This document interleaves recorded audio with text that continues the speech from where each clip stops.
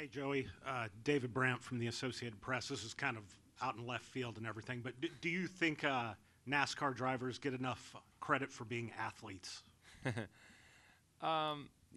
fact that they even ask us is a bit ridiculous, in my opinion. Right? Uh, I, it's how you want to define an athlete, right? And in the same way that if you give me a basketball, I'm not going to be that great with it.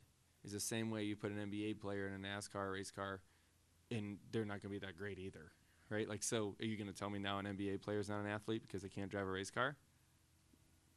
Probably not, right? So then why would you call me not an athlete? Why would you even be in the conversation?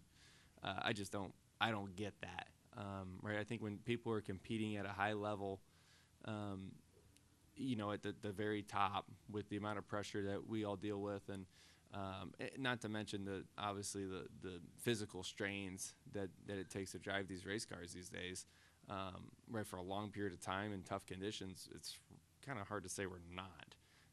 But it's an uneducated question from people that don't understand our sport, is what it is. What kind of workouts do you do to stay in top form?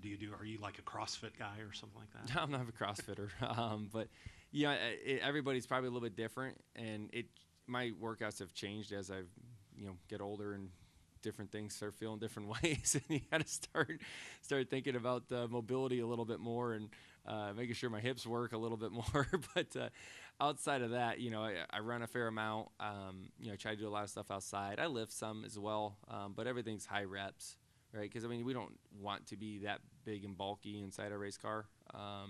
But you got to be able to do something for a long time, right? Endurance is a huge thing. So keeping your heart rate elevated for a long period of time, it seems to be something that's comparable to what's in the race car. So heat and elevated heart rate for a long period of time is probably the best way to train.